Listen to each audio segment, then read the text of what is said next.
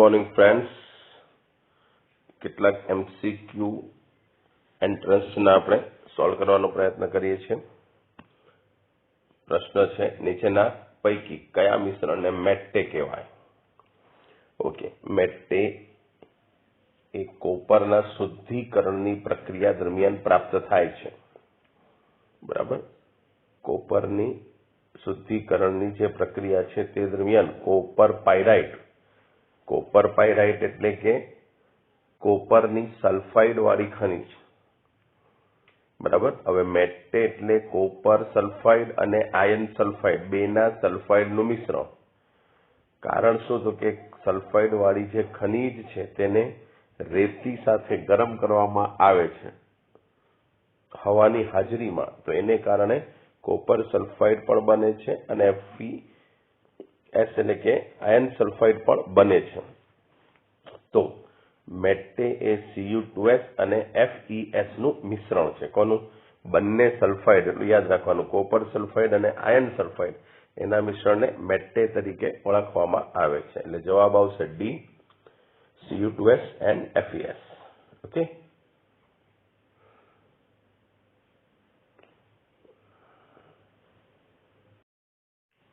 નવો પ્રશ્ન, માણેક અને સેફાયરમાં અનુક્રમે કઈ અશુદ્ધિ હોય છે? આ બંને એલ્યુમિનિયમની ખનિજો છે કે જેની અંદર રહેલી અશુદ્ધિને કારણે તે પર્ટિક્યુલર પ્રકારનો રંગ ધારણ કરે છે. તો માણેકની અંદર ક્રોમિયમની અશુદ્ધિ હોય અને સેફાયરની અંદર કેડમિયમની અશુદ્ધિ હોય. એટલે માણેકમાં Cr અને સેફાયરમાં Cd, માણેકમાં Cr અને કેડમિયમની અને સેફાયરમાં કેડમિયમની અશુદ્ધિ રહેલી હોય. એટલે જવાબ આવશે તમારો બી, માણેકમાં Cr અને સેફાયરમાં Cd. ઓકે,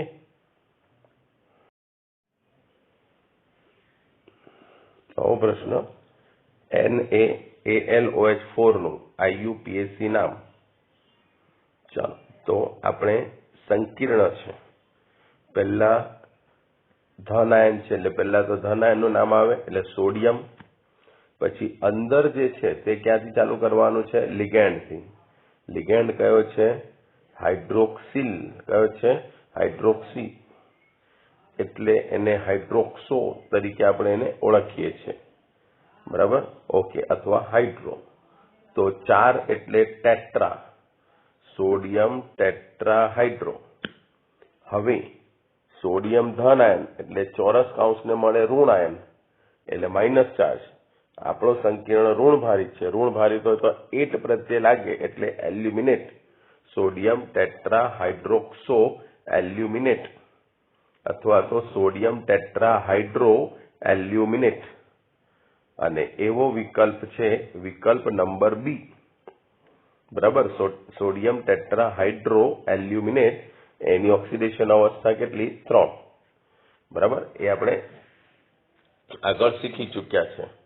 કેવી રીતે? તો કે AlOH4 આખાને કેટલો ચાર્જ મળે?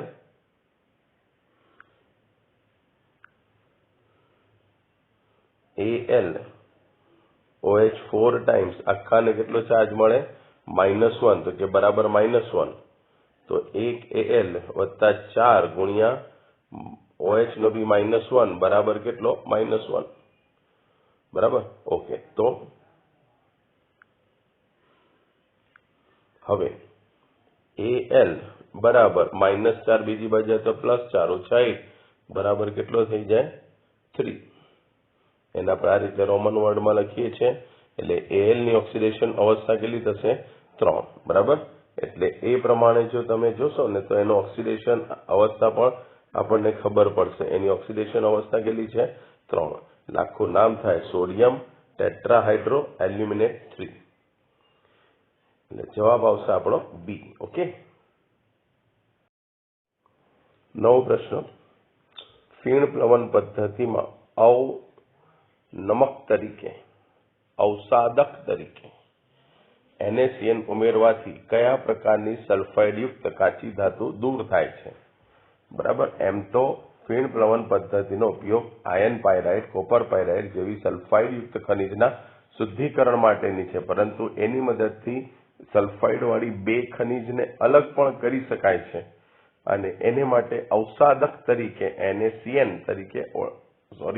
NaCN સોડિયમ સાયનાઇડ વપરાય છે અને સલ્ફાઇડ વાળી એવી 2 ખનિજ એટલે ZNS અને PbS ને એકબીજાથી અલગ કરવા માટે ફીણ પ્લવન પદ્ધતિનો ઉપયોગ કરવામાં આવે છે. બરાબર, ઓકે. NaCN ઉમેરવાથી એમાંથી Zn નું સંકીર્ણ અને Pb નું સંકીર્ણ બને છે. એ પૈકી Zn નું સંકીર્ણ ભારે છે, એ તળિયે બેસે છે, જ્યારે PbS જે છે તે ફીણ સાથે ઉપર આવી જાય છે, એને અલગ કરી લેવામાં આવે છે. એના પછી Zn નું જે સંકીર્ણ છે એમાંથી Zn ને પણ અલગ તો કરી શકાય. બરાબર, ઓકે. એટલે ફીણ પ્લવન પદ્ધતિમાં અવસાદક અથવા અવનમક તરીકે NaCN, ZNS અને PbS જેવી 2 ખનિજોના અલગીકરણ માટે વપરાય છે. એટલે જવાબ આવશે તમારો C, ZNS and PbS. Okay. 9 પ્રશ્ન. A અને B જોડો. બરાબર, પહેલું છે નિસ્યંદન, વાનાર્કિલ, મોન્ડ કાર્બોનિલ. આ જુદી જુદી પદ્ધતિ છે. ત્યાર પછી બી ની અંદર ટિટેનિયમ, ઝિંક અને નિકલ. બરાબર, ચાલો. તો જુદી જુદી જે પદ્ધતિ છે એમાંથી આપણને ખબર છે કે મોન્ડ કાર્બોનિલ પદ્ધતિ એ કોના શુદ્ધિકરણ માટે વપરાય? નિકલના શુદ્ધિકરણ માટે વપરાય. વાન આર્કિલ પદ્ધતિ એ શેને માટે વપરાય છે? ટિટેનિયમ માટે. અને બાકી રહ્યું નિસ્યંદન એ માટે એ ઝિંકના અલગીકરણ માટે ઉપયોગમાં લેવાય છે. બરાબર, એટલે પી સાથે આવશે કયું? ઝિંક. એટલે પી સાથે આવશે વાય. હવે ક્યુ વાન આર્કેલ એની સાથે આવશે ટિટેનિયમ, એટલે ક્યુ સાથે આવશે એક્સ. અને મોન્ડ કાર્બોનિલ એટલે નિકલ, એટલે આર સાથે આવશે ઝેડ. અને એવો વિકલ્પ છે જવાબ સી, પી સાથે વાય, ક્યુ સાથે એક્સ અને આર સાથે ઝેડ. ઓકે, બરાબર. જોવાના એ અને બી તો ખાલી વિભાગ છે, ખરેખર તમારે પી અને એક્સ ને જોડવાના છે. પી પદ્ધતિ છે, PQR અને XYZ એ ધાતુ છે. બરાબર, ઓકે. મોન્ટ નહીં, મોન્ડ કાર્બોનિલ. હા, ઓકે. 9 પ્રશ્ન. વ્યાપારી ધોરણે મેળવાતી ઝિંક ધાતુને શું કહેવાય? ઝિંકેટ, બ્લિસ્ટર, સ્પેલ્ટર, એક પણ નહીં. ઓકે, તો એમાંથી સાચો જવાબ છે સ્પેલ્ટર. એવા ઝિંક ધાતુના ચોસલા પ્રાપ્ત થાય છે, એને આપણે સ્પેલ્ટર તરીકે ઓળખીએ છીએ. એનું પછી શુદ્ધિકરણ કરવામાં આવે છે. બરાબર, એટલે જવાબ આવશે સી, સ્પેલ્ટર.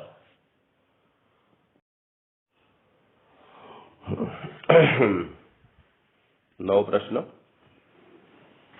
સિલ્વર અને ગોલ્ડ તેમના આયન સ્વરૂપમાંથી ઝિંક દ્વારા રિડક્શન કરી મેળવતા અનુક્રમે કેટલા ઇલેક્ટ્રોનનો ફેરફાર થાય? ચલો, આ જવાબ શોધવા માટે તમારે શું કરવાનું? ધાતુનો ઓક્સિડેશનાંક શોધી કાઢવાનો. દાખલા તરીકે AgCN ટ્વાઇઝમાં તમારે કોનો? Ag નો ઓક્સિડેશનાંક શોધી કાઢવાનો. બરાબર, હવે જોજો,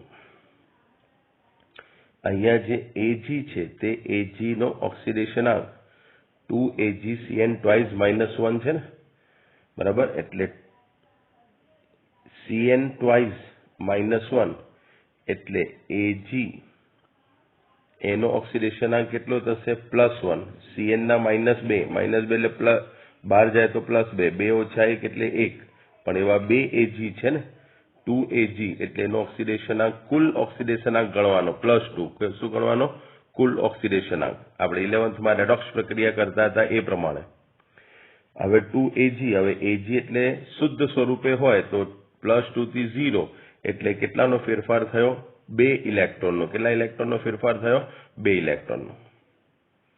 ચાલો, હવે એવી જ ગણતરી તમારે કોને માટે કરવાની? સેમ અહીંયા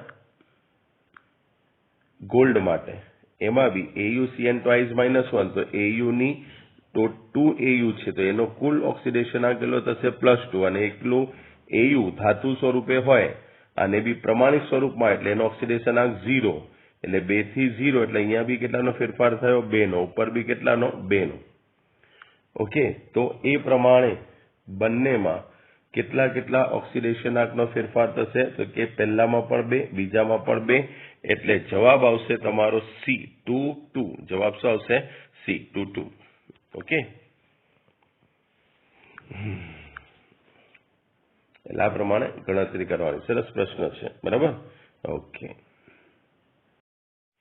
ચાલો એક નવો થોડો કટપટો પ્રશ્ન છે ફીણ પ્લવન વિધિમાં ઉમેરવામાં આવતા પદાર્થો માટે નીચેનામાંથી કયું વિધાન સાચું છે પહેલું સંગ્રાહક અયસ્ક કણોની બિન આદ્રતા વધારે છે બીજું ફીણ સ્થાયીકારક ગેંગની બિન આદ્રતા વધારે છે અવનમક જુદા જુદા સલ્ફાઇડને મિશ્રિત કરે છે એ તો ખોટું છે કારણ કે છૂટા કરે એટલે સી તો નહીં જ આવશે પાણી અયસ્ક કણોને ભીંજવે એ બી ખોટું છે અયસ્કને તો કોણ ભીંજવે છે તેલ ભીંજવે છે એટલે ડી પણ નહીં આવે હવે રહ્યા ખાલી બે વિચારવાના A એન્ડ B બરાબર ઓકે તો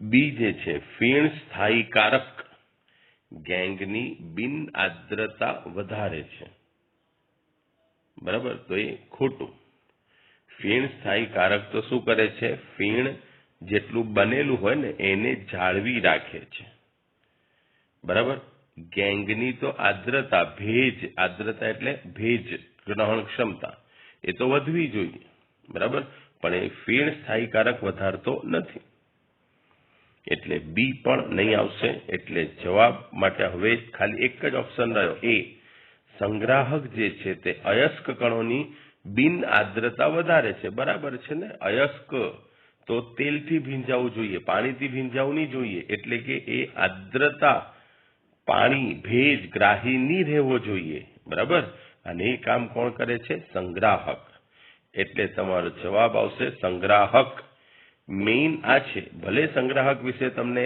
માહિતી નહીં હોય પણ અયસ્ક કણોની બિન આદ્રતા અયસ્ક કણો તો તેલથી ભીંજાવા જોઈએ ભેજ કે પાણીથી નહીં એટલું તો ખબર જ હોવું જોઈએ આપણને બરાબર એટલે કે બિન આદ્રતા વધવી જોઈએ અયસ્ક કણોની તેલમાં ભીંજાવા માટે અને એ કામ કરે છે સંગ્રાહક એટલે તમારો જવાબ આવશે એ સંગ્રાહક અયસ્ક કણોની બિન આદ્રતા વધારે છે ઓકે ચાલો હવે પ્રકરણ નંબર 6 ના કેટલાક પ્રશ્નો હું તમને એસાઇનમેન્ટ સ્વરૂપે મોકલવાનો છું એ તમારે સોર્ટ આઉટ કરવાના છે સોલ્વ કરવાના છે અને નોટબુકની અંદર લખી લેવાના છે બરાબર આગળના પણ એ પ્રમાણે જેટલા પ્રકરણ આપણા ચાલ્યા છે એ પ્રકરણના તમારે MCQ નોટબુકની અંદર લખી લેવાના છે નોટબુક બનાવવાની છે પહેલેથી માંડીને અત્યાર સુધીની બરાબર તે કામ